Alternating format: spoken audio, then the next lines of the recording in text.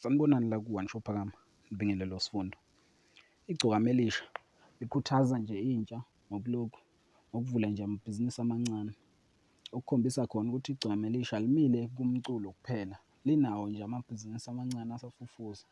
Eliwakhombisile nje ukuthi elinawo amabhizinisi kuNgcono Ekhaya Holdings, eMdletsheni Car Wash, eFuset Kwethu Trends, eMthandeni Salon kanye negcokama Elisha Dry Clean.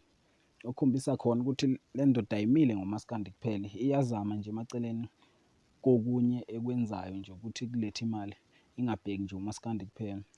Okukhuthazayo-ke ukuthi nabanye abaculi ngathi bengavula amanye amabhizinisi emaceleni, bengabheki nje umculo kuphela. Siyacela nje mbukeli wethu usho umbono wakho ngalolu daba, ungakhohlwa ukulayikha nokusubscribe. Ngiyabonga.